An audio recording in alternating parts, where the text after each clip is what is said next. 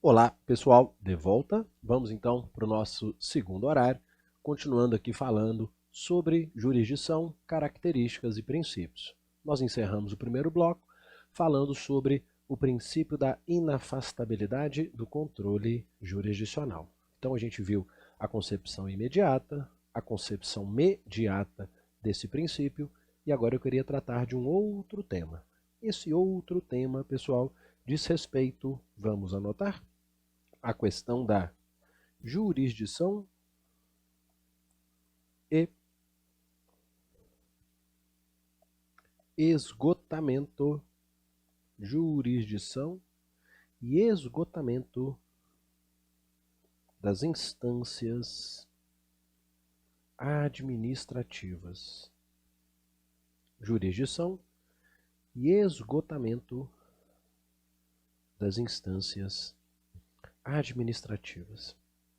Também chamada essa matéria de jurisdição condicionada. Bastante cuidado com esse tema.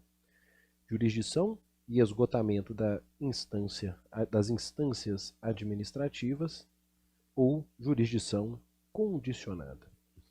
Primeiramente aqui comigo, entenda essa distinção. Pessoal, vocês vão ver comigo que em algumas situações, vejam, nós temos que o exercício da jurisdição, aqui comigo, só um minutinho, olha só, antes da gente focar no quadro.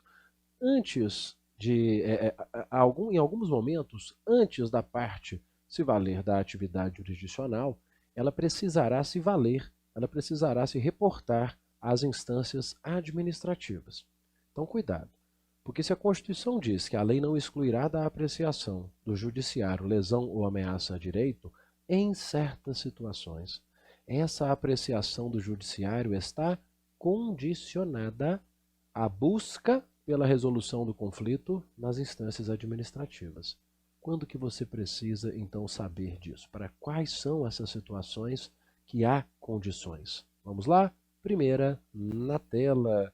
Vejam, na própria Constituição Federal, o artigo 217, parágrafo 1º, dizendo que o Judiciário só admitirá ações relativas à disciplina e às competições desportivas após esgotarem-se as instâncias da justiça desportiva. Então percebam, a parte não poderá se socorrer do Poder Judiciário antes de esgotarem-se as instâncias da justiça desportiva. Então aqui há uma espécie, primeira delas, do que a gente chama de jurisdição condicionada. Quer outro bom exemplo? Ele está lá na lei de habeas data. A lei de habeas data, ela também coloca uma condição para que o cidadão procure o Poder Judiciário. Então, antes de entrar com o habeas data para obtenção de dados, acesso, retificação, ele precisa se valer da via administrativa. Vem comigo, é quando aqui na Lei 9.507 de 97, aqui o parágrafo único do artigo 8º diz que a petição inicial deverá ser instruída com prova, atenção, da recusa ao acesso às informações, da recusa em fazer-se a retificação, da recusa em fazer-se a anotação, ou do prazo, de decurso de prazo de mais de 10 ou 15 dias, dependendo da hipótese, não é o que me interessa aqui no momento. O que me interessa aqui no momento, repito, é que em certas situações, como na lei de habeas data, atenção, o legislador ele condiciona o exercício da jurisdição à busca administrativa da resolução do conflito. Olha um terceiro exemplo aqui, lá na lei das súmulas vinculantes, artigo 7º, onde é dito que da decisão judicial ou de um ato administrativo que contrariar súmula vinculante, negar-lhe vigência ou aplicá-la indevidamente, cabe reclamação ao STF, ok? Mas atenção, o parágrafo 1º diz que contra omissão ou ato da administração pública, o uso da reclamação só será admitido após o esgotamento das vias administrativas. Então, atenção aqui comigo. Para a lei de súmulas vinculantes, somente após o esgotamento das vias administrativas é que, contra ato da administração pública que, por exemplo, contraria enunciado de súmula vinculante, é que estará aberta a porta jurisdicional. Então, é o princípio da inafastabilidade, o princípio do acesso, contando com uma certa restrição, um condicionamento. A lei traz, Gustavo, condicionamentos? Traz. A Constituição trouxe? Trouxe. A jurisprudência também o faz. Vamos ver algumas decisões, alguns entendimentos do STF e do STJ que também trazem condicionamentos para a inafastabilidade.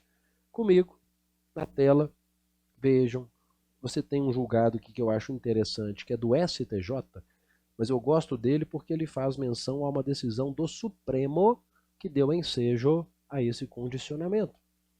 Qual é o condicionante? Pessoal, se você pretende concessão de benefícios previdenciários, você precisa previamente de fazer um requerimento.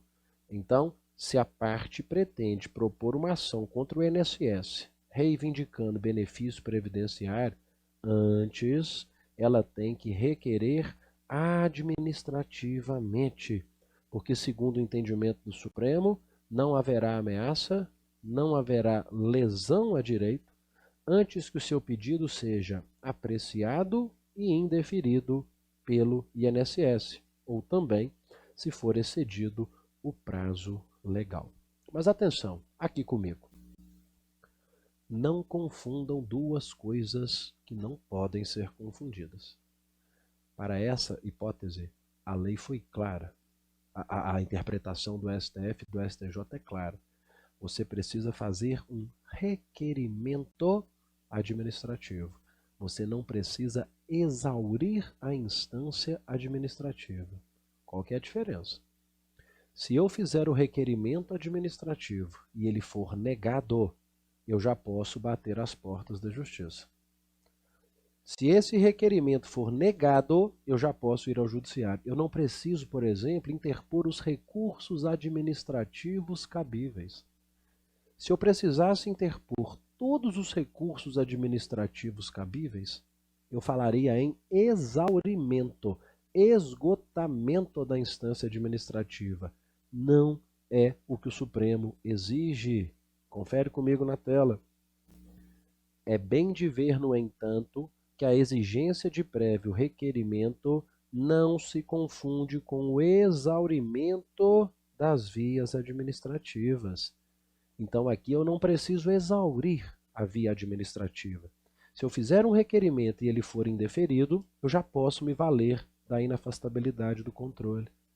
Por isso que o ministro Roberto Barroso disse assim, ó, só para ficar claro no seu material de apoio, negado o benefício, não há impedimento ao segurado para que ingresse no judiciário, mesmo antes que eventual recurso administrativo seja julgado. Por quê, pessoal? Repito, porque não precisa exaurir a instância administrativa. É preciso apenas fazer um requerimento a ela. Tá claro até aqui, pessoal? Então vejam, na Constituição eu tenho condicionamento à inafastabilidade, lá no artigo 217, Justiça Desportiva. Na Lei Federal eu tenho, no habeas data. Na jurisprudência do Supremo, que o STJ segue, relativa à concessão de benefícios previdenciários, e ainda na jurisprudência, para encerrarmos, uma última hipótese sempre lembrada de condicionamento do exercício da jurisdição. Vem comigo. Aqui, informativo 553 do STJ, onde é lembrado que, para propor uma ação de busca, de exibição de documentos, olha, propositura de ação, aqui ainda a gente chamava de ação cautelar, de exibição de documentos bancários, é cabível, ela é cabível como medida preparatória, mas o que eu tenho que demonstrar? Primeiro, claro, que existe uma relação jurídica entre as partes. Mas não é isso que me interessa. O que me interessa é ter que demonstrar o que, ó? Vejam, comprovação de prévio pedido à instituição financeira não atendido em prazo razoável. Então, para propor uma ação contra uma instituição financeira, requerendo a exibição de documentos bancários, eu tenho que, olha, comprovar um prévio pedido à instituição financeira que não tenha sido atendido em prazo razoável. Logo, como ele entendeu então nesse recurso especial repetitivo, e se é RESP repetitivo é precedente obrigatório, nós então não podemos nos valer desse direito fundamental da inafastabilidade do controle sem antes nos socorrermos da via administrativa. Fim. Então, inafastabilidade do controle. A ideia de acesso, a ideia de efetividade e cuidado com os condicionantes que ora a Constituição, ora a lei, ora a jurisprudência criaram. Fechado? Vem comigo, letra B. Vamos mudar aqui agora de característica e falar sobre a da inércia ou demanda. Essa, muito simples, você não vai ter dificuldades, porque a característica da inércia ou demanda, você já vai encontrá-la aqui de cara no artigo 2º do nosso CPC, que começa dizendo: o processo começa por iniciativa da parte. Então, essa ideia da exigência da iniciativa da parte para o início do processo, a ideia de requerimento da parte para o início do processo, compõe a ideia da inércia, da demanda. A jurisdição é inerte, ela depende de alguém demandá-la. Só que percebam que esse artigo prossegue, né? Vale a pena sempre lembrar, ao dizer que, sim, ele depende de iniciativa da parte, mas ele se desenvolve por impulso oficial. Não é assim? Então, claro, aqui comigo, se para movimentar a máquina judiciária eu preciso da iniciativa, da demanda, para que então o processo siga, aí então isso será de ofício, pelo que a gente chama de impulso oficial. Pessoal, fica claro, a meu ver, e quero que fique ao seu ver também, que essa exigência, a característica da inércia, está intimamente ligada ao princípio da imparcialidade. Então anote aí que essa característica se relaciona direta e imediatamente com o princípio da imparcialidade. Porque se o juiz puder começar um processo de ofício como regra, isso pressupõe o quê? A gente pode até pressupor que ele, tendo conhecimento dos fatos, tendo visto, então ele já estando meio que predeterminado a tomar determinado juízo de valor, ele então quebraria esse pressuposto da imparcialidade. O que você encontra, por exemplo, ó, em várias questões, dentre as quais eu separei essa aqui, em que se perguntou o princípio da demanda, o princípio da demanda e o impulso oficial tem relação com a imparcialidade do juízo. Então, aqui comigo, princípio da inércia ou da demanda. Primeiro, aqui comigo. Vejam, princípio da inércia ou da demanda. Primeiro ponto, necessidade de requerimento, necessidade de provocação do interessado. Segundo, provocada a jurisdição, ela se desenvolve por impulso oficial. Terceiro ponto, esse princípio está intimamente ligado à imparcialidade do juízo. Quarto ponto, segue comigo na tela. O artigo 2º deixa claro que há exceções previstas em lei. Qual é a exceção prevista em lei que mais tem sido lembrada nas provas?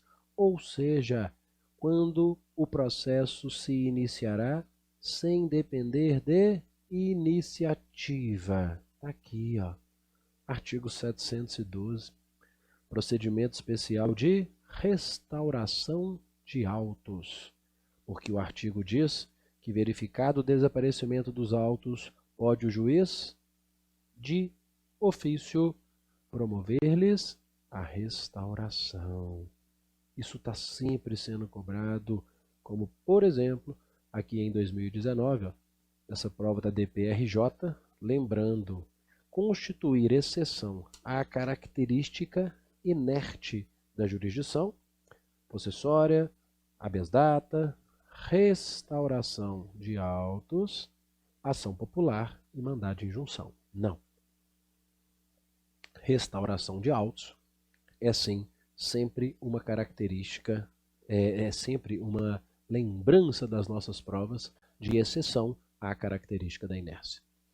Atenção, se você, assim como eu, estuda há mais tempo, chegou a estudar inclusive sob a ótica do CPC de 73, cuidado, porque lá no CPC de 73 havia uma exceção muito comumente lembrada nas provas e não existe mais essa exceção, que é a de ação de inventário.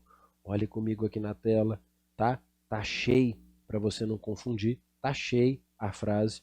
O antigo artigo 989 do CPC de 73 dizia que o juiz determinará de ofício que se inicie o inventário, se... Aí tinha uma condição aqui, não vão preocupar mais com ela.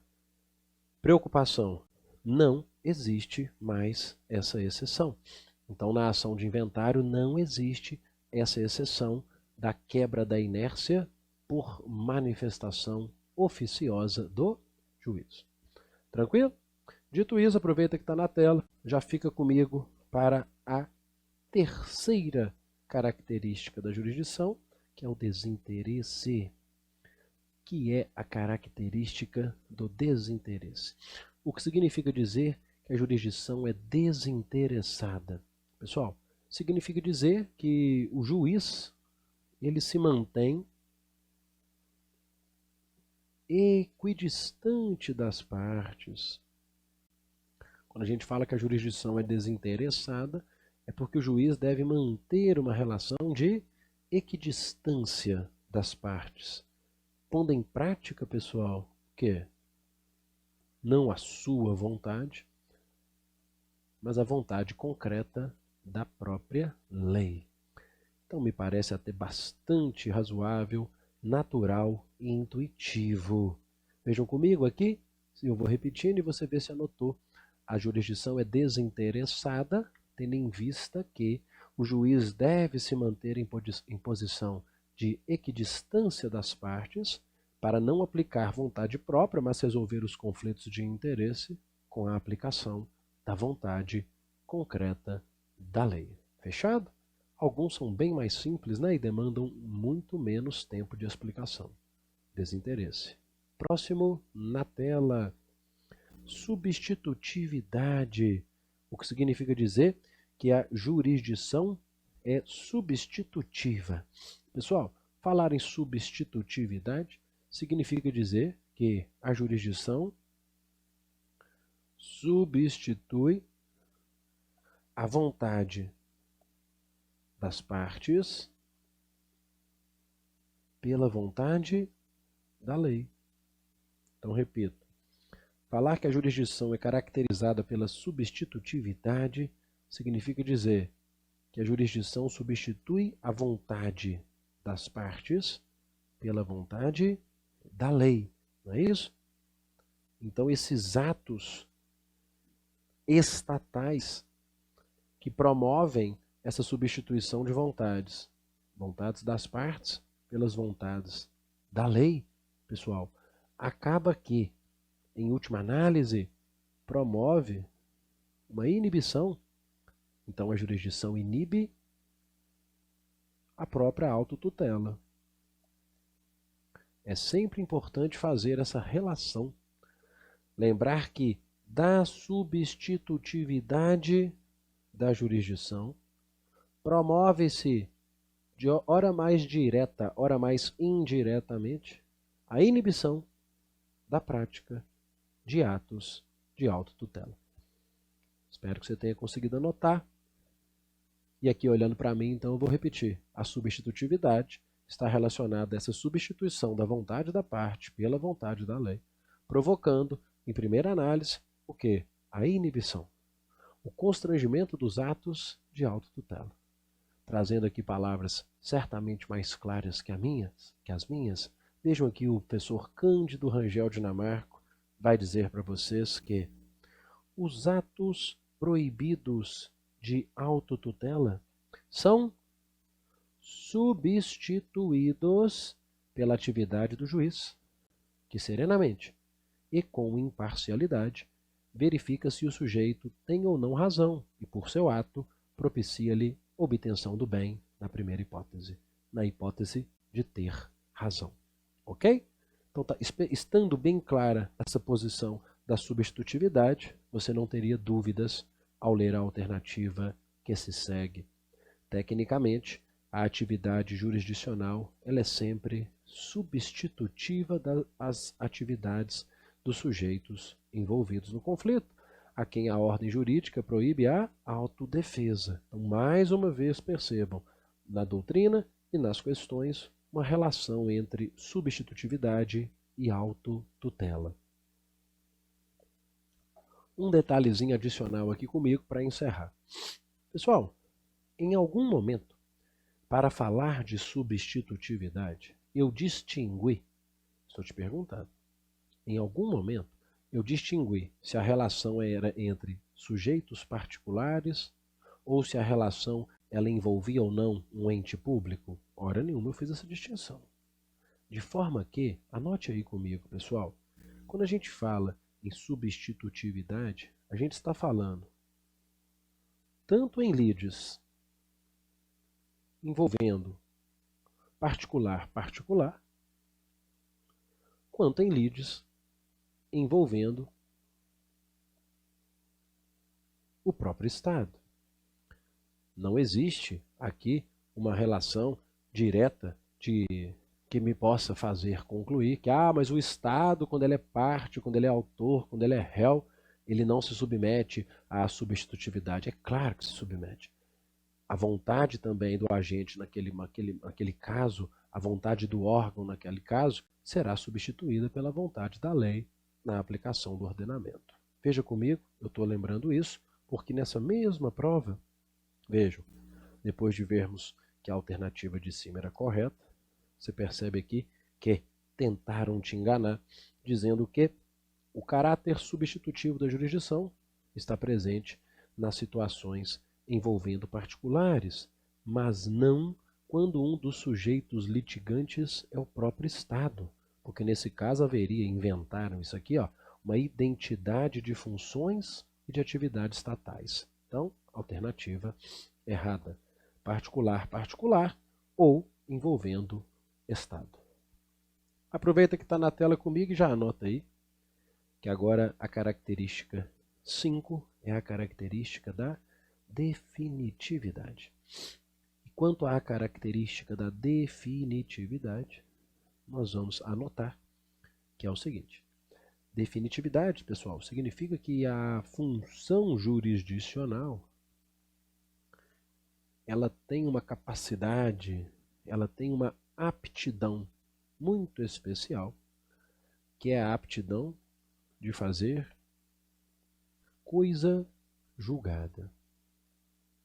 Então, repito, quando a gente diz que a jurisdição é caracterizada pela definitividade, a gente está lembrando com isso que a jurisdição, essa função estatal, ela tem uma característica muito especial, que é a aptidão de formar coisa julgada, de trazer essa imutabilidade, de trazer essa imodificabilidade, de trazer essa intangibilidade às decisões judiciais. Então, a característica da definitividade está intimamente ligada à ideia da coisa julgada. E a coisa julgada que em seu mais alto grau é a que a gente conhece como coisa julgada material, tema do nosso finalzinho do módulo 1, né? Coisa julgada. Logo, a gente então conclui e reitera que a coisa julgada, com esse seu mais alto grau de eficácia, que é a coisa julgada material, acaba revelando, então, essa característica de uma forma muito clara. Com isso, você poderia, por exemplo, se deparar numa futura prova com algo semelhante ao que foi cobrado aqui nessa questão, onde se perguntou: da natureza jurídica da jurisdição decorre sua definitividade, que é caracterizada pela imunização dos efeitos dos atos realizados, cujo maior grau outorgado pela ordem jurídica é a autoridade da coisa julgada, e olha ela aqui, material. Beleza? Muito bem. Cuidado com a definitividade. Mas, para encerrá-la, pensem comigo. Não apenas quando há coisa julgada, eu posso dizer que a jurisdição se exerceu. Em outras palavras, há jurisdição sem coisa julgada. Então não coloque a coisa julgada como um pressuposto para a jurisdição ter sido exercida. Anote aí, há jurisdição sem coisa julgada. Há jurisdição sem coisa julgada. Logo, repito, a coisa julgada não é um pressuposto para o exercício da jurisdição. Eu não posso dizer que só quando houver coisa julgada é que terá havido exercício da jurisdição. Quer um exemplo de jurisdição sem coisa julgada? Olha aqui na tela comigo, depois de ver que essa alternativa é certa. Artigo 304, parágrafo 6º, que diz que a decisão que concede a tutela antecipada antecedente, não fará coisa julgada, mas apenas haverá uma estabilização dos seus respectivos efeitos. Aqui eu acho que é mais importante o que eu vou dizer que propriamente o artigo. Pense comigo. Vocês vão estudar comigo cuidadosamente tutelas provisórias.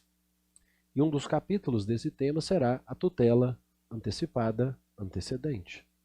Quando a parte requer uma tutela antecipada antecedente, se ela é concedida e a parte não recorre dessa decisão, ocorre o fenômeno estabilização da tutela antecipada.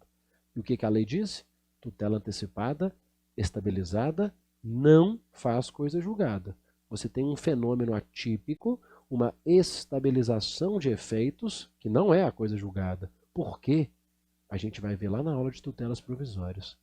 Para esse momento aqui, é importante você ter essa referência apenas para lembrar o que você anotou. Está escrito no seu caderno aí, ó. Há jurisdição sem coisa julgada. Há jurisdição sem coisa julgada. Tá ok? E esse artigo serviu de base. Muito bem. Pula para frente. Característica de letra F, a da secundariedade. O que significa dizer que a jurisdição ela é marcada pela secundariedade, caracterizada pela secundariedade. Porque a jurisdição, pessoal, ela só se exercita diante do insucesso das partes em primariamente, vamos chamar assim, ó, vamos dizer assim, ó, em primariamente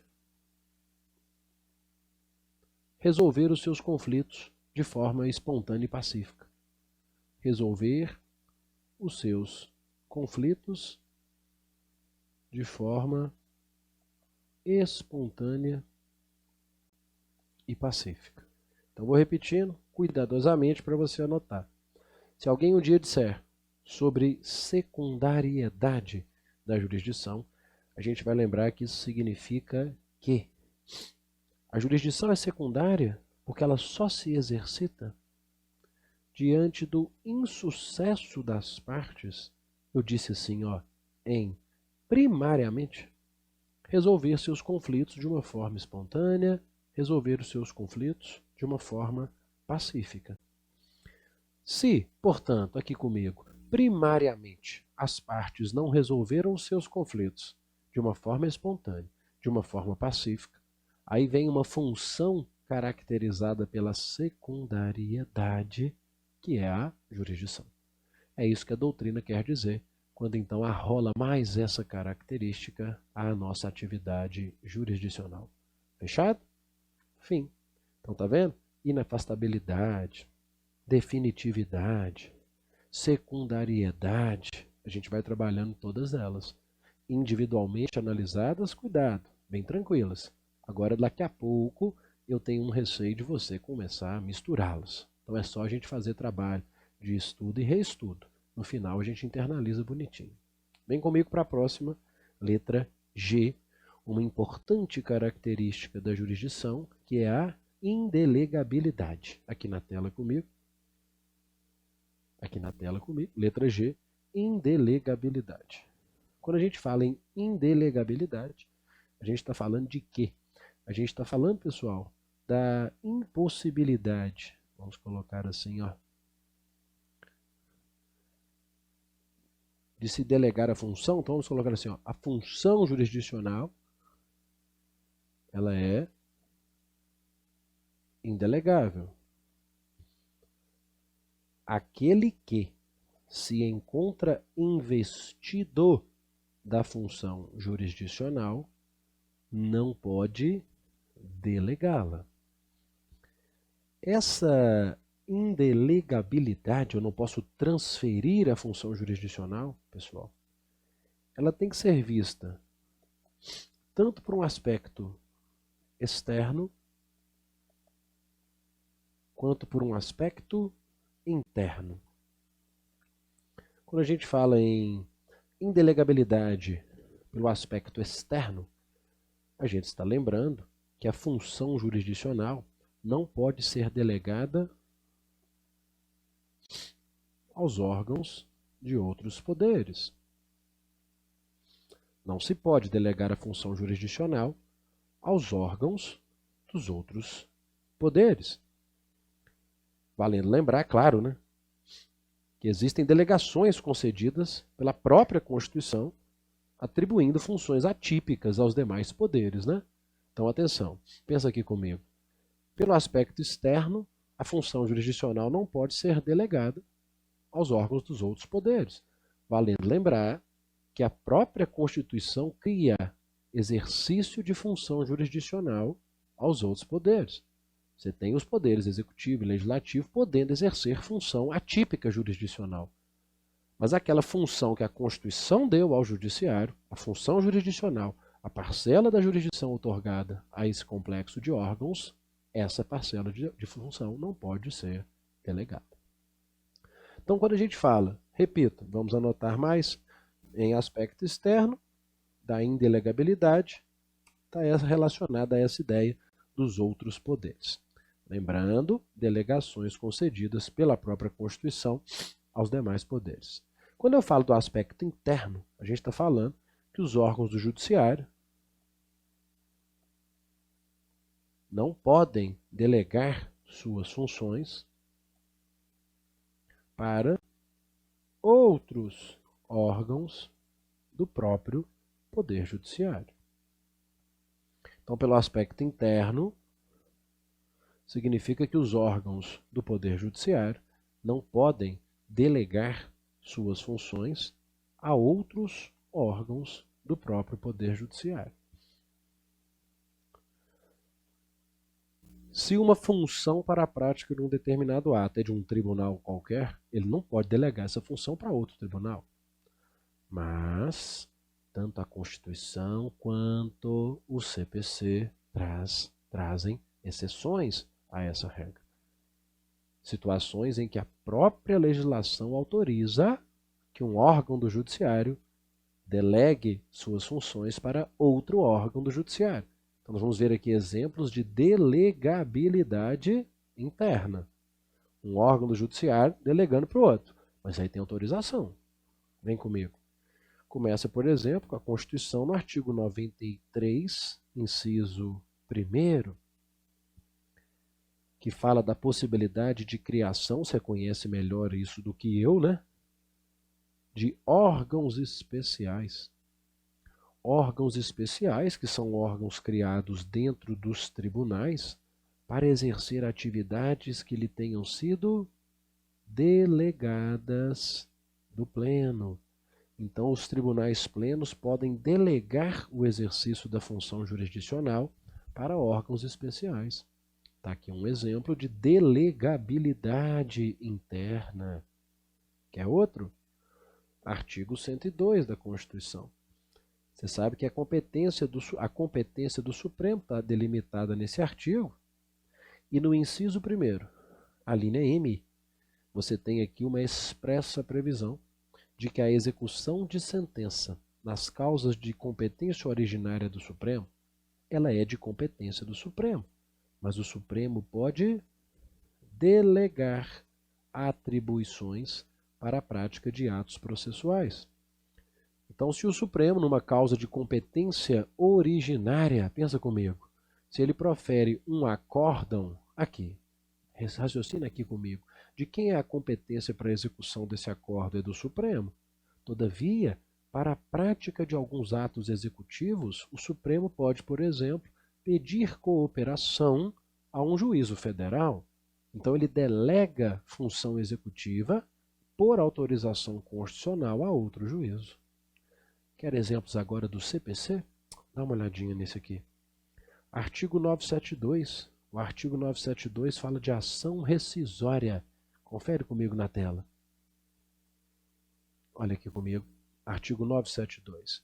Se os fatos alegados pelas partes dependerem de prova, o relator poderá delegar a competência ao órgão que proferiu a decisão rescindenda, fixando prazo de 1 a 3 meses para a devolução dos autos. Então pensa comigo aqui. O que temos é, se eu proponho uma ação rescisória perante o Tribunal de Justiça, por exemplo, e o órgão competente, o órgão responsável pelo julgamento dessa rescisória, ele pretende, por exemplo, ouvir testemunhas, um tribunal não tem nem estrutura para ouvir testemunhas, pessoal. Então o que o tribunal faz? Delega essa função à primeira instância para que lá essa atividade seja exercida. Delegação interna. Fechado? 3 bons exemplos de delegabilidade. Tranquilo? Fechou? Para eu te fazer uma última pergunta. Qual é a sua opinião? Imagine que um juiz de Belo Horizonte... Aí no final eu te falo o que eu te sugiro que é anotar. Imagine que um juiz de BH tenha que citar um réu numa ação de divórcio. E esse réu está lá no Rio de Janeiro. O juiz de BH expede uma carta precatória para o Rio de Janeiro. Tranquilo o exemplo? Pergunto-lhes, e as questões sempre tentam fazer essa junção aqui de informações que não devem ser juntadas. Será que a expedição de carta precatória é uma manifestação de delegabilidade? É delegação? Quando o juiz expede uma carta precatória, ele está delegando a função jurisdicional? Não, gente. Primeiro porque acima de tudo, porque quando o juiz de BH expede uma carta precatória para o Rio, ele não está delegando função dele, porque ele não tem essa competência. Ele não tem a função de citar um réu no Rio de Janeiro por meio de oficial de justiça.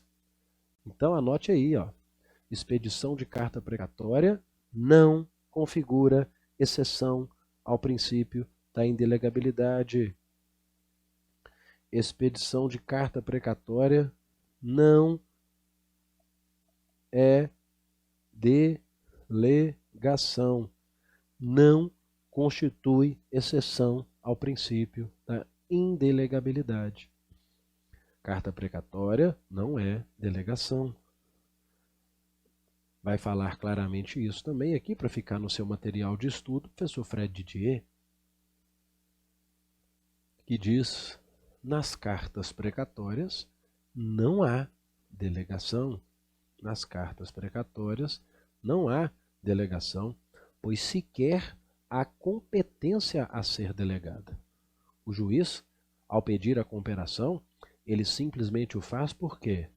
Porque ele não pode agir. Daí porque também não poderia delegar. Então, cuidado, não há delegação em caso de expedição de cartas precatórias. Fechado? Aproveita que você está comigo na tela e já anota a característica de letra H, que é a indeclinabilidade. Pessoal, quando a gente fala em indeclinabilidade, a gente tem que lembrar o seguinte, né? A jurisdição é um poder, né, como vimos, mas é um poder-dever. É um poder, mas é um poder-dever. A partir do momento, pense comigo aqui, que a jurisdição é provocada por causa da inércia, né? Vejam, o juiz não pode declinar dessa função, ele não pode deixar de julgar. Então vamos anotar, vejam, o juiz, depois de provocado, ele não pode deixar de julgar. Porque é poder, mas é dever. A jurisdição é indeclinável. Aí você continua assim, vai ficar bonitinho, ó. Nem mesmo sob a alegação, da existência de lacuna ou obscuridade do ordenamento jurídico. Nem mesmo sob a alegação de lacuna ou de obscuridade do ordenamento jurídico. Porque você sabe tanto quanto eu que lá na lei de introdução às normas de direito brasileiro é dito que quando a lei for omissa, o juiz decidirá o caso de acordo com esses critérios supletivos, quais sejam analogia, costumes e princípios gerais do direito. Beleza? Conseguiu? Vou repetir. Aqui comigo. A jurisdição é indeclinável. Se ficou alguma coisa, você complemente agora. A jurisdição é indeclinável. Ou seja, é poder, mas é dever. A partir do momento em que ela é provocada, há um dever de julgar, o que deve acontecer até mesmo diante de lacuna ou obscuridade do ordenamento jurídico. É o que diz o 140 do CPC. E nesses casos, a LINDB, a Lei de Introdução às Normas de Direito Brasileiro, em seu artigo 4º, nos lembra que, nesses casos, o juiz deverá julgar com base em analogia, costumes ou princípios gerais de direito. Fechado? Tá aí, princípio da indeclinabilidade. Então, além dele, qual mais que a gente tem? Vamos adiante, anote aí, letra I, princípio da territorialidade. O que significa dizer princípio da territorialidade? Primeira coisa, lembrar que esse princípio também pode ser chamado de princípio da aderência da jurisdição ao território. Também pode ser chamado de princípio da aderência da jurisdição ao território. O que significa esse princípio? Princípio da aderência ao território. Significa, pessoal, que cada órgão do Poder Judiciário exerce suas atividades dentro de territórios delimitados na Constituição e nas leis. Então vamos anotar aí que pelo princípio da territorialidade, cada órgão do Poder Judiciário exercerá suas atividades dentro de territórios delimitados na Constituição e delimitados na lei. Gente, atenção. Esses limites podem ser uma comarca, onde o juiz só tem jurisdição, ele só exerce jurisdição dentro daquele território. O juiz de BH não vai resolver uma causa do município de Ipatinga. Esse limite pode ser um estado, como é o Tribunal de Justiça, que tem jurisdição sobre todo o estado. Ou esse limite pode ser até o país, como no caso dos órgãos que têm jurisdição em todo o território nacional, os tribunais superiores, o Supremo Tribunal Federal, não é assim? Então essa é a ideia da aderência ao território. Então ficou bem anotado aí?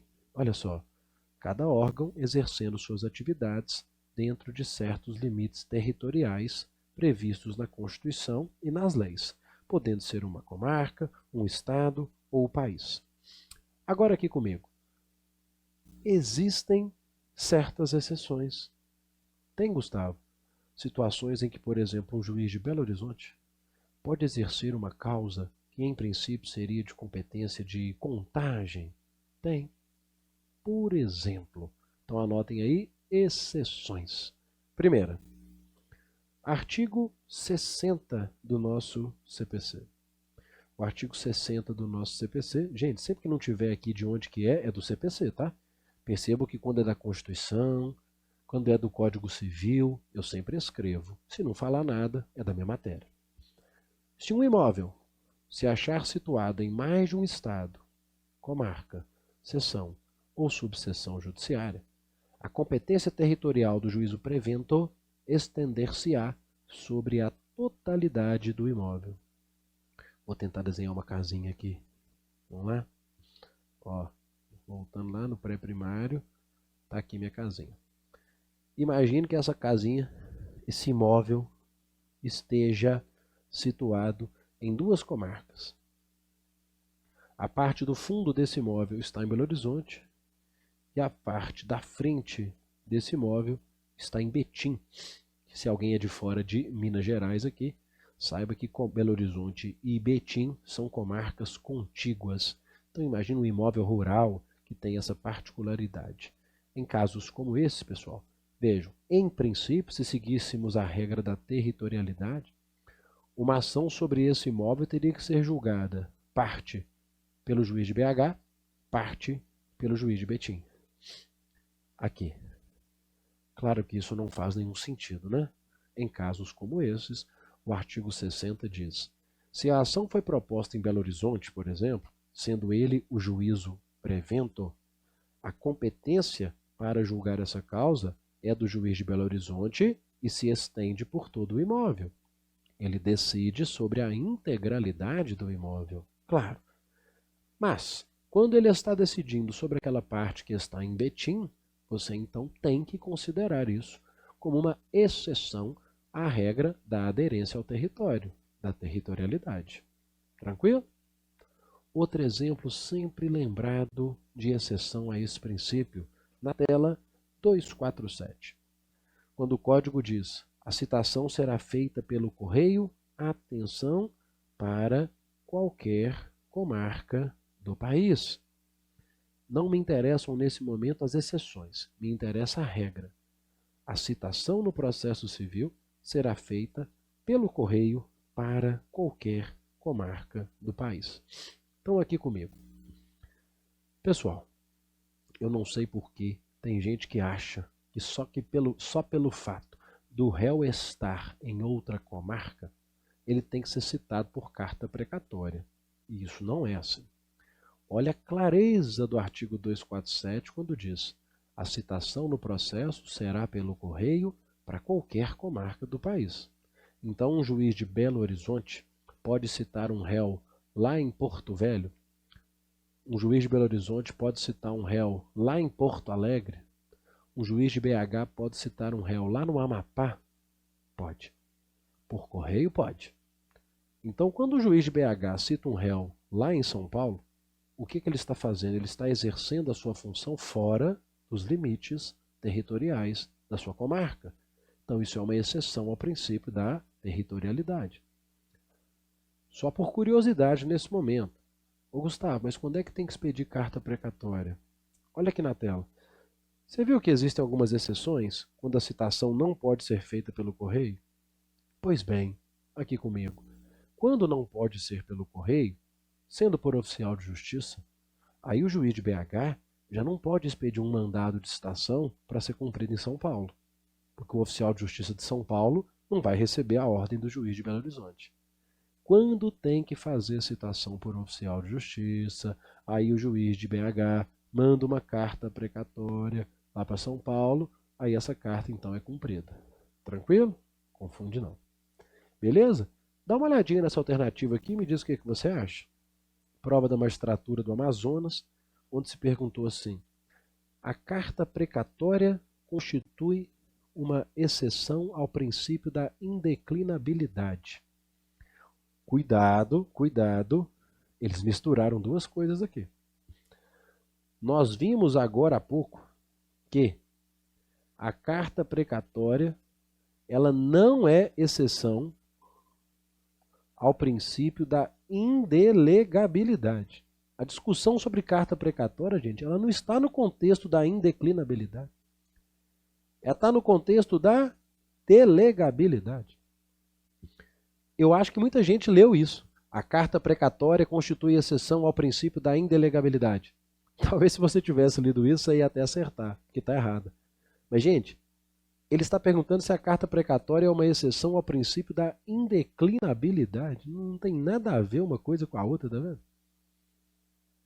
Não tem uma relação aqui entre esses princípios, tá vendo? Então não tem nada a ver com a ideia de declinabilidade, tampouco a carta precatória é uma exceção ao princípio da indelegabilidade, tá bom? Então, eles tentaram misturar aqui duas coisas e acabaram fazendo uma grande bagunça. Carta precatória não é exceção ao princípio da indeclinabilidade, muito menos ao princípio da indelegabilidade. Fechado? Terminamos esse princípio. Vamos para outro? Está aqui. Princípio da inevitabilidade. Vamos falar sobre ele. O que significa o princípio da inevitabilidade? Quando a gente fala em inevitabilidade, pessoal, a gente está dizendo que a jurisdição, a gente pode falar assim, ó, ela traz uma vinculação obrigatória dos sujeitos ao processo. Quando a gente fala que a jurisdição é inevitável, isso significa dizer que ela traz uma vinculação obrigatória aos sujeitos do processo. Todos eles deverão suportar os efeitos das decisões judiciais. Então, estou repetindo. Pelo princípio da inevitabilidade, existe uma vinculação obrigatória dos sujeitos ao processo.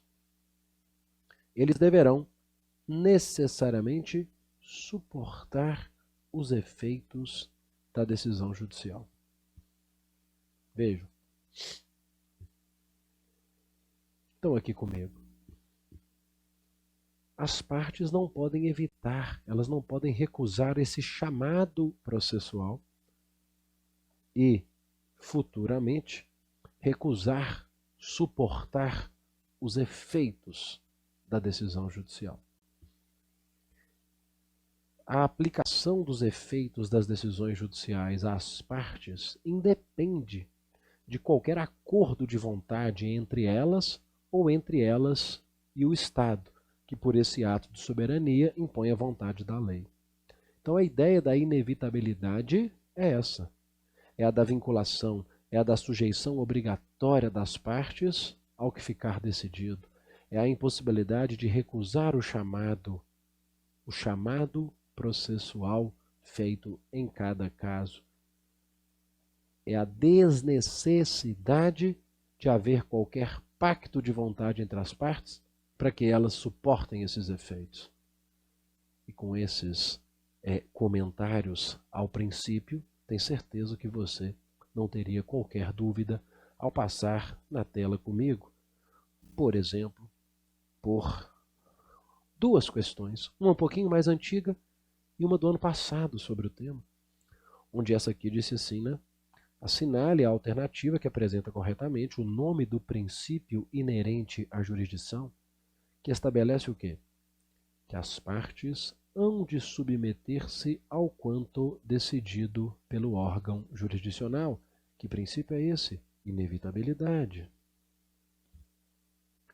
Ou nessa prova da magistratura do Pará, do ano passado também, onde se diz: a regra de que as partes deverão submeter-se ao quanto decidido pelo órgão jurisdicional coaduna-se com o princípio da inevitabilidade. Tá claro? Então, olha como é um princípio preocupante, vira e mexe, cobrado em provas, né? Quem sabe na próxima. Princípio da inevitabilidade. Diz para tomar cuidado, né? É tanta habilidade, inafastabilidade, substitutividade, indelegabilidade, inevitabilidade, definitividade, secundariedade, territorialidade, não é isso? Inevitabilidade. Talvez analisados isoladamente, não haja dúvida. Então você precisa agora de fazer o seu trabalho, então rever, né, depois dessa aula, assim que possível, ver cada um, se está tudo certinho, né, se internalizou bem o conteúdo, o conceito de cada qual, para não misturá-los. Saindo um pouco ali do habilidade, vamos para o princípio do juízo natural. Aqui na tela comigo, letra K, princípio do juízo natural. Aqui na tela. Quando eu falo aqui na tela, juízo natural, alô? Beleza. Quando eu falo nesse princípio, no princípio do juízo natural, eu vou começar pelo artigo 5º da Constituição, lá no inciso 53. Porque o artigo 5º, inciso 53, ele começa a nos ajudar com o tema ao dizer que ninguém será processado nem sentenciado senão pela autoridade competente. Senão pela autoridade competente. Qual é a autoridade competente? Qual é o juiz competente para cada caso? Pessoal, juiz competente é aquele que tenha sido determinado por critérios impessoais,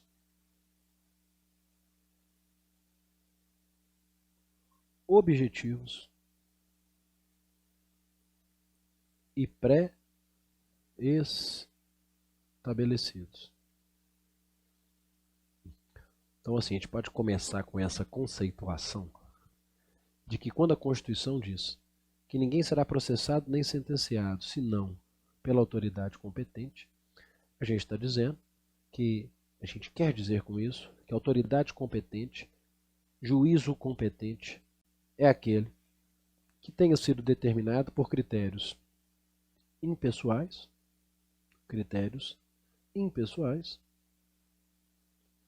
objetivos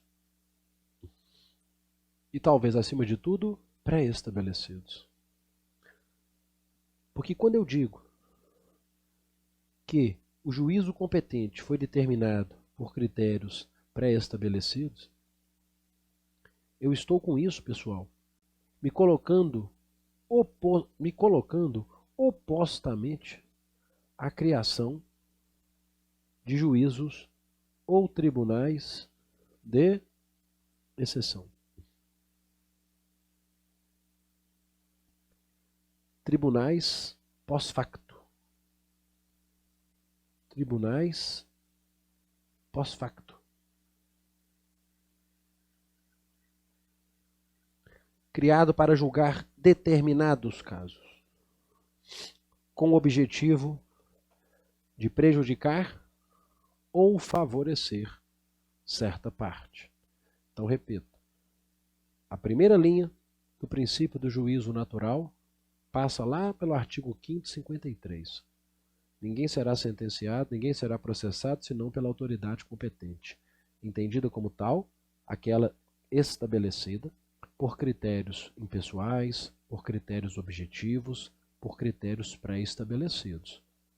Caso contrário, eu teria tribunais de exceção, ou tribunais pós-facto, criados posteriormente ao fato para julgar determinado caso a fim de prejudicar ou a fim de favorecer.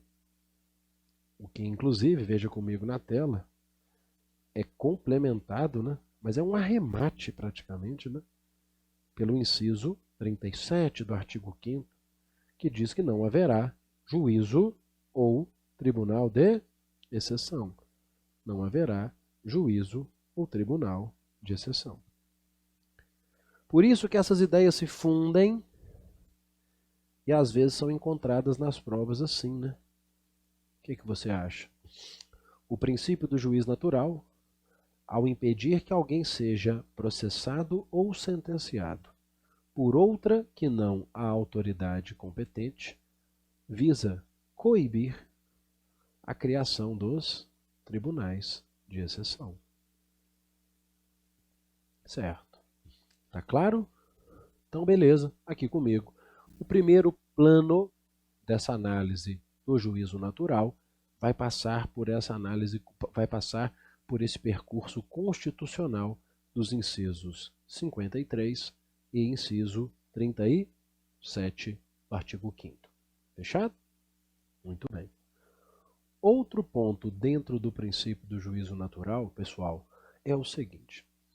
Quando se fala em juízo natural, uma forma, um mecanismo que busca preservar esse princípio é o mecanismo da distribuição. Então vejam comigo. É o mecanismo da distribuição.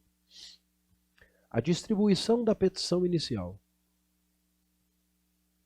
Notadamente, você vê juízo natural no âmbito da distribuição quando dá leitura do artigo 286, especialmente no seu inciso 2º, quando vai falar da necessidade de distribuição de certas petições iniciais por dependência. Distribuição por dependência. Pessoal, atenção. Primeiro, reflita aqui comigo. Quando eu distribuo uma petição inicial, livremente, por sorteio, e ela cai, por exemplo, na 5ª Vara Civil da comarca, imaginemos que o sujeito conhece as decisões daquele juízo e não concorda com elas. O que ele poderia fazer? Ir lá e pedir desistência dessa ação. Muito bem. Sendo extinto o processo sem resolução de mérito, ele pode reajuizar a ação. Se ele distribuísse essa segunda ação livremente, você concorda que ela poderia cair com outro juízo, o da 2ª vara? E se ele não gostasse do juízo da 2ª? Ele desistiria de novo e entraria de novo. Ele faria isso até com que caísse com o juiz que ele quisesse. É por isso, aqui na tela comigo, que o artigo 286 deixa claro: distribuir-se-ão por dependência 2 ou mais causas, quando, tendo sido o processo extinto sem resolução de mérito, aqui ó, com base no 485, se quiser entrar de novo, tem que ser para o mesmo juiz, senão se fere o juiz natural. Se um processo for extinto sem resolução de mérito e você quiser entrar de novo, tem que distribuir por dependência, senão se fere o princípio do juízo natural. Está vendo uma manifestação desse princípio aqui?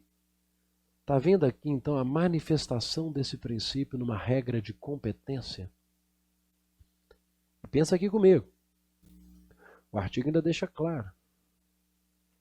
Essa distribuição será por dependência, ainda que sejam parcialmente alterados os réus da demanda, ainda que em litisconsórcio com outros autores. Então, para não ferir o princípio do juízo natural, não se admite uma redistribuição livre nesse caso.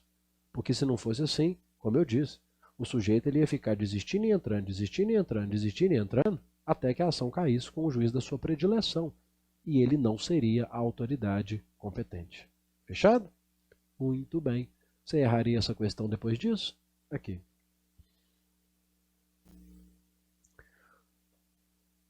De acordo com a norma do 286, inciso 2º, que trata da prevenção do juízo, devem ser distribuídas por dependência as causas de qualquer natureza quando? Aqui, ó. quando, tendo sido extinto o processo sem resolução de mérito, for reiterado o pedido, ainda que em litisconsórcio com outros autores ou ainda que sejam parcialmente alterados os réus da demanda. Essa regra objetiva dará efetividade a qual princípio? Ao princípio do contraditório, da inércia, da unidade, do juiz natural. Ok? Cuidado com essa relação. Juízo natural e distribuição. Muito bem. E para encerrarmos o princípio do juízo natural, uma última observação.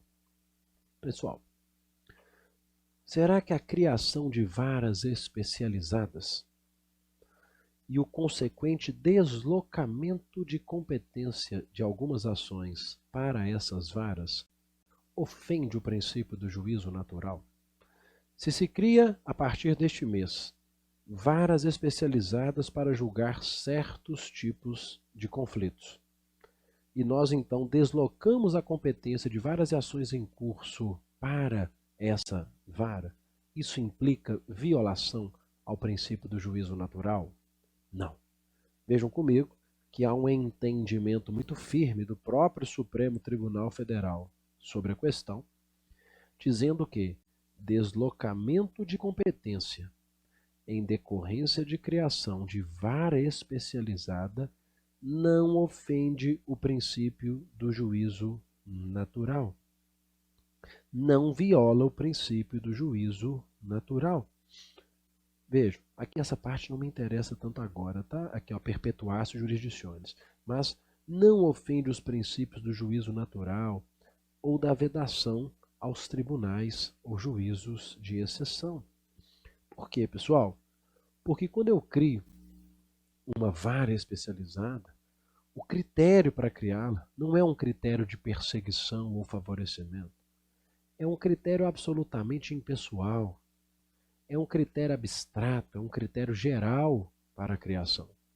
Não se está criando de forma pós-facto aquele juízo para julgar determinado caso. Aqui o critério é impessoal, o critério é geral, o critério é abstrato.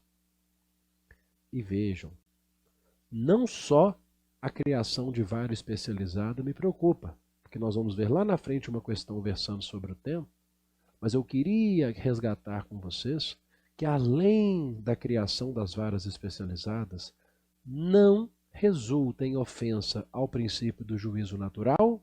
Atenção, na tela.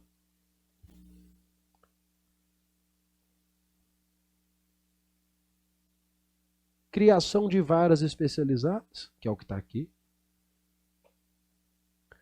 Regras de competência determinadas por prerrogativa de função, ou ainda instituição de câmaras de recesso. Lembre-se, vocês vão ver esse tema numa questão lá na frente, numa prova recente da magistratura.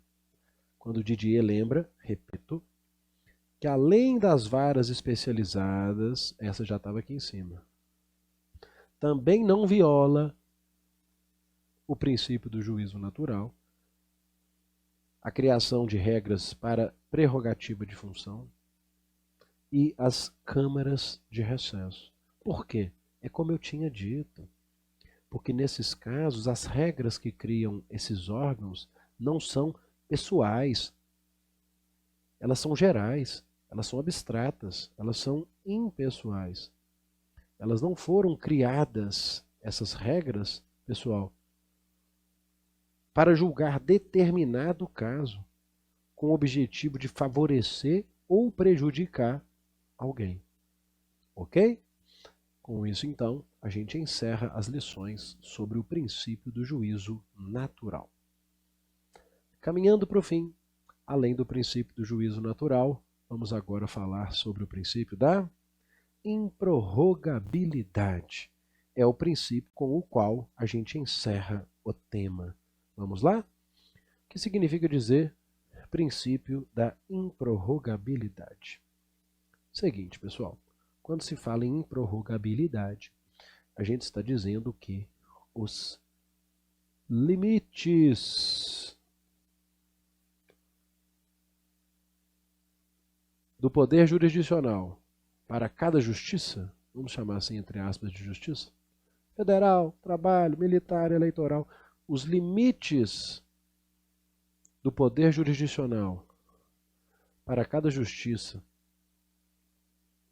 seja justiça especial, seja justiça comum, estão estabelecidos na Constituição. Não pode o legislador ordinário alterá-los. Repito, pelo princípio da improrrogabilidade, entende-se o seguinte. Vou tentar reproduzir da mesma forma que eu falei, ou algo parecido. Os limites do poder jurisdicional para cada justiça, seja a justiça especial, seja a justiça comum, são traçados pela Constituição. E o legislador ordinário não pode alterá-los. Claro que a legislação ordinária não vai alterar limites de competência estabelecidos, por exemplo, na Constituição. É claro, aqui comigo, que o legislador ordinário não poderá estabelecer competências para um tribunal regional federal, para uma justiça do trabalho, seja lá para o órgão que for, de forma destoante, de forma desconexa com o que está estabelecido na Constituição. Tá certo? Com isso eu encerrei as características e os princípios da jurisdição. Lá da inafastabilidade até a improrrogabilidade, que foi o último, passando por secundariedade, definitividade, desinteresse, indelegabilidade, inevitabilidade, indeclinabilidade, territorialidade, juízo natural, improrrogabilidade. Fechado? Tudo isso deve então agora ser objeto de revisão por vocês, com essas questões que fizemos, com as que vamos fazer agora, só para pôr aqui uma cerejinha nesse bolo e encerrar o tema. Vem comigo. Olha aqui. Você ia errar essa? São inerentes à jurisdição os princípios do juízo natural. Beleza. Olha aqui, gente. Ó, a última que você acabou de ver comigo. Da improrrogabilidade e da indelegabilidade. Muito bem. E olha essa aqui agora da magistratura, lá de Alagoas, do ano passado. Vai envolver agora um resumão de vários pontos que vimos. Vamos ver. Letra A. Ao se dizer que a lei não excluirá da apreciação jurisdicional ameaça ou lesão a direito, o ordenamento jurídico refere-se ao princípio da indelegabilidade? Não, né, gente? É o princípio da inafastabilidade. Tá vendo? Eles começam a tentar misturar, ó. Inafastabilidade. B. Viola o princípio do juiz natural a instituição de câmaras de recesso nos tribunais? Por julgarem em períodos nos quais, em regra, não deve haver atividade? Acabamos de ver, inclusive trazendo doutrina do Fred Didier, lembrando que criação de varas especializadas, vara por prerrogativa de função, câmaras de recesso, não violam o princípio do juízo natural. Deixa eu ver se a D está melhor. Só haverá atividade jurisdicional relativa à disciplina e às competições desportivas após esgotarem-se as instâncias da justiça desportiva. Muito bem. Artigo 217, parágrafo 1º da Constituição. Vamos ver o erro da D. Por ter natureza jurisdicional, a arbitragem pode tutelar quaisquer direitos, patrimoniais ou imateriais, disponíveis ou não. É assim, gente? Primeiro, vimos corretamente que a arbitragem tem natureza jurisdicional. Legal. Agora, ela não pode tutelar quaisquer direitos. Ela pode tutelar direitos patrimoniais disponíveis. Não é isso? Em ações com partes capazes de contratar. Isso foi mostrado quando eu projetei o artigo 1º da Lei de Arbitragem. Não é isso? Partes capazes de contratar, em ações versando sobre direitos patrimoniais disponíveis. Fechado? Uma boa questão para coroar o estudo desse item, que se encerra e puxa sem perda de tempo o próximo, qual seja aqui, espécies de jurisdição. Então agora, sem perda de tempo, a gente entra no ponto final da jurisdição, falando das espécies de jurisdição. Vamos lá. Começando, nós temos aqui, dentre as espécies de jurisdição, vamos colocar a letra A. Primeiro, jurisdição especial e jurisdição comum. Especial e comum. A jurisdição especial, acredito que muitos estejam se lembrando, é aquela jurisdição trabalhista, jurisdição eleitoral e jurisdição militar. Essa é especial, não é isso? Trabalhista, eleitoral e a militar. A comum, pessoal, por sua vez dividida em civil e penal, é a residual, né? É a residual. O que não for trabalhista, eleitoral e militar, portanto, o que não for especial é comum. Civil ou penal. Então a jurisdição exercida, por exemplo, na Justiça Federal, a jurisdição exercida, por exemplo, na Justiça Estadual, é jurisdição comum, que pode ser tanto civil quanto penal. Trabalho eleitoral e militar especial. Fechado? Letra A. Vamos para a letra B? Letra B. Jurisdição de direito e jurisdição de equidade. Jurisdição de direito e jurisdição de equidade. Ora, a jurisdição de direito é aquela em que o órgão julgador ele se vincula ao ordenamento jurídico. O juiz, então, julga de acordo com os contornos do ordenamento jurídico. A jurisdição de equidade, sobre a qual eu tive até uma outra oportunidade de falar sobre isso, é aquela em que o juiz ele não se vincula ao ordenamento jurídico, né? Ele não fica adstrito ao ordenamento jurídico.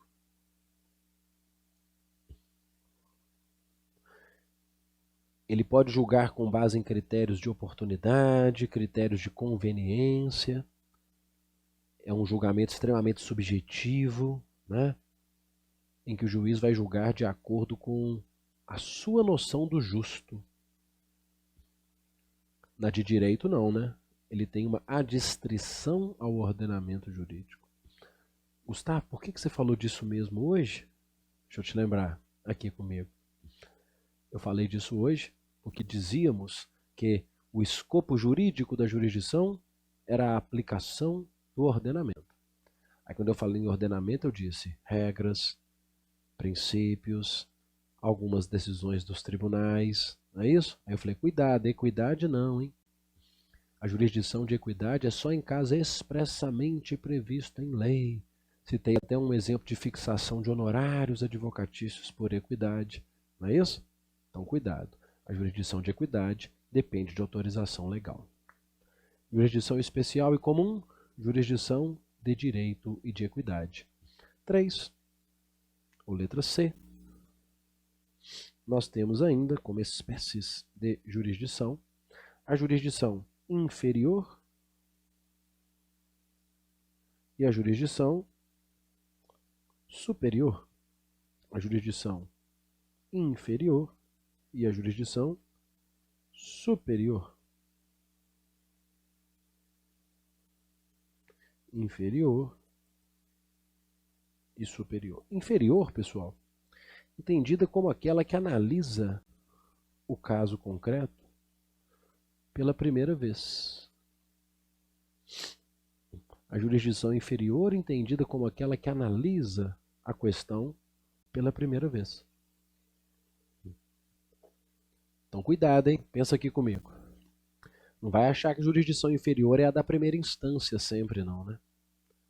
Porque se, por exemplo, eu ajuizo uma ação rescisória perante o Tribunal de Justiça do Estado, se o TJ é quem vai analisar, e de fato é, pela primeira vez a rescisória, o TJ está exercendo jurisdição inferior. Ao passo que se um recurso de apelação é interposto para o tribunal, aí ele já estará exercendo a jurisdição superior. Por quê? Anota comigo, a jurisdição superior, por sua vez, é aquela que analisa o processo em grau de recurso.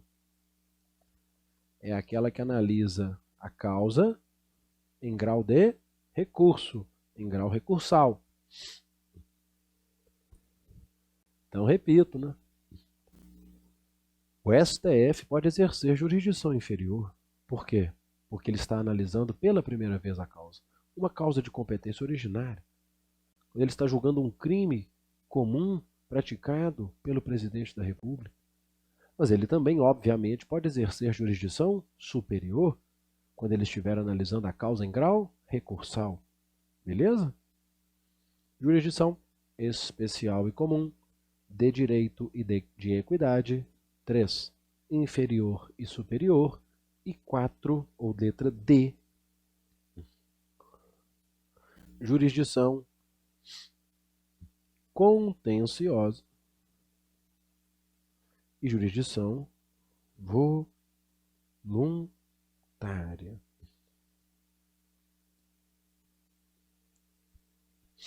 Bom, a jurisdição contenciosa, pessoal, que é a mais até intuitiva entre nós, né? É aquela em que há lide, não é isso? É aquela que há conflito de interesse a ser resolvido, não é? Há contenciosidade, não é isso? Aí vem a jurisdição, tanto com seu escopo jurídico quanto com seu escopo social, para resolver essa lide e trazer pacificação. Legal. Mas a chave aqui nessa letra D, a preocupação maior aqui nessa letra D, vai ser o quê? Vai ser a discussão sobre a jurisdição voluntária. Porque a jurisdição voluntária, pessoal, primeiro, não se esqueçam que ela também é chamada de jurisdição graciosa. Ela também é chamada de jurisdição integrativa.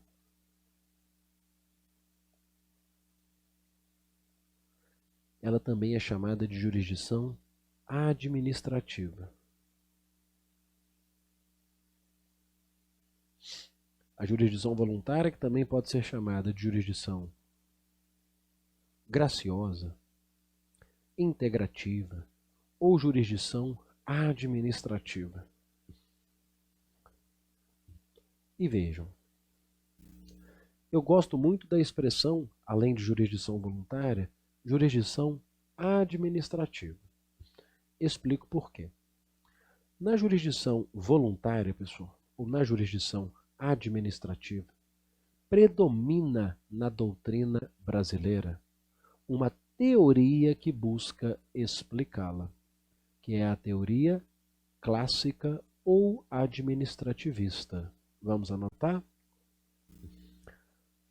Para o estudo da jurisdição voluntária, também chamada de graciosa, integrativa ou administrativa, predomina na doutrina brasileira hoje é a corrente majoritária, a teoria clássica, também chamada de administrativista, doutrina clássica ou administrativista. Essa é a que predomina na doutrina brasileira. Segundo, pessoal, a teoria clássica ou a administrativista, a jurisdição voluntária, ela nada mais é do que a administração. Ela nada mais é do que a administração pública de interesses privados. Essa expressão é clássica, né? Ela é a administração pública de interesses privados. Pessoal, pense comigo. Vamos pegar um exemplo de jurisdição voluntária. Pense comigo aqui num divórcio consensual.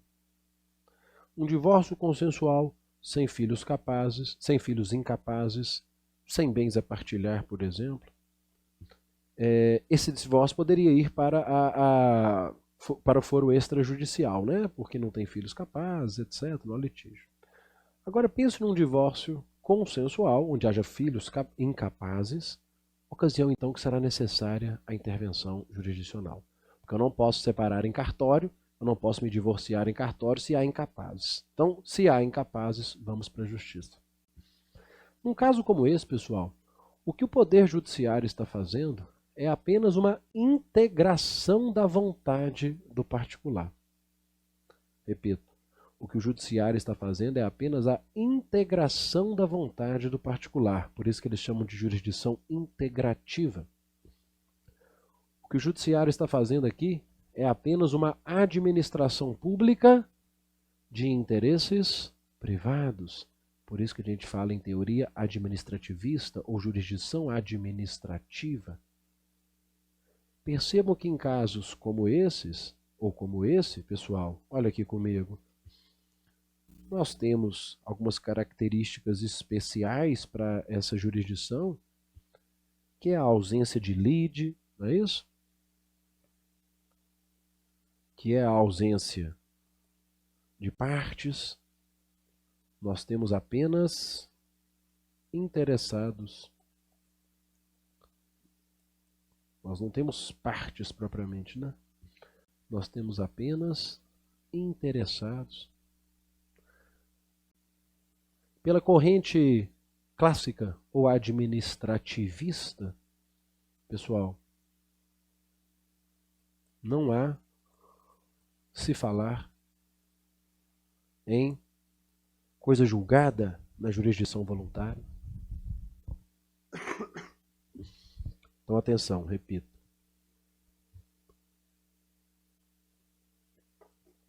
Enquanto você acaba de anotar. Então, aqui.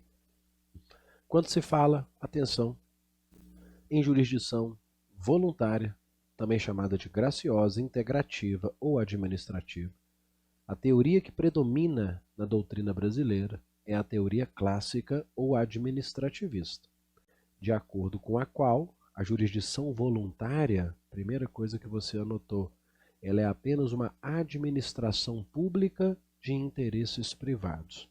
Porque quando eu penso naquele exemplo do divórcio consensual com filhos incapazes, o que o Estado está fazendo é apenas administrando os interesses privados, integrando a vontade dos interessados. Daí a ideia de jurisdição administrativa, no primeiro caso, jurisdição integrativa, no segundo. Quando a gente fala no âmbito da teoria clássica ou administrativista, você vai pensar então numa jurisdição que se manifesta diante de ausência de lide, de jurisdição em que não há partes no processo, mas há apenas interessados. Jurisdição essa, pessoal, que não faz, segundo a teoria clássica ou administrativista, coisa julgada. Logo, costumam dizer, jurisdição voluntária é jurisdição só pelo plano orgânico. Vamos anotar isso? A jurisdição voluntária, segundo essa teoria, seria a jurisdição voluntária, por essa teoria, pessoal, seria uma atividade jurisdicional apenas no plano orgânico. O que significa isso? Apenas no plano orgânico. Segundo essa teoria, ela é uma atividade jurisdicional apenas porque desempenhada pelos órgãos do Poder Judiciário. Ela seria uma atividade jurisdicional apenas porque propriamente exercida pelos órgãos do Poder Judiciário. Daí a ideia de ser atividade jurisdicional apenas pelo plano orgânico.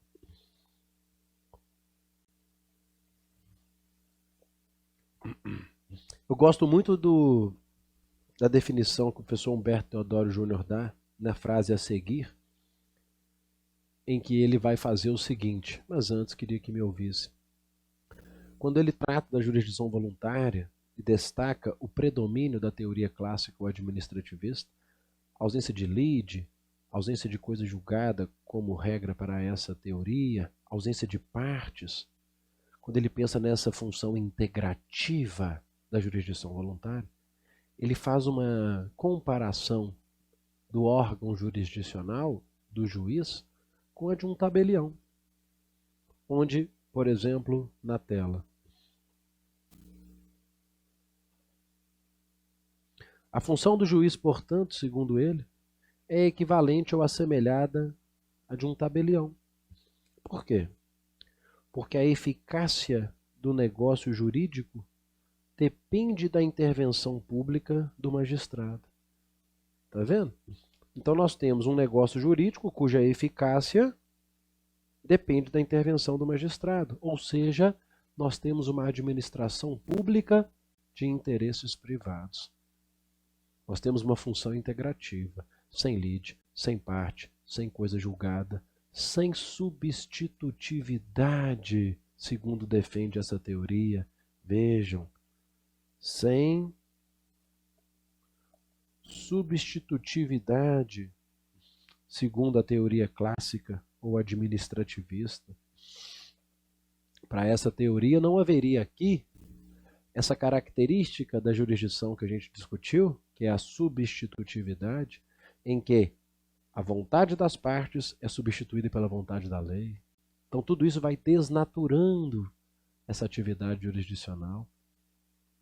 Ela também ainda é marcada, além de tudo isso, né, por uma característica que você já foi advertido sobre ela em outro ponto da aula de hoje, que é o quê? A possibilidade do exercício da jurisdição de equidade.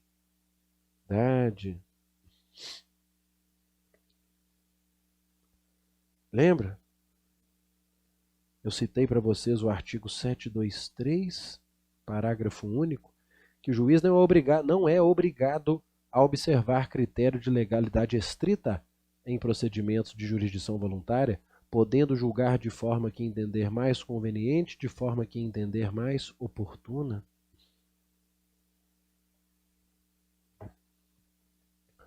Mas você vai fazer uma observação aí. Cabe jurisdição de equidade na jurisdição voluntária? Cabe. Mas atenção, faça uma observação. Pessoal, o exercício da jurisdição de equidade na jurisdição voluntária é apenas para o ato de julgar. Eu vou te explicar como é que a gente vai anotar isso. Coloca assim, observação. Observação. Anote aí.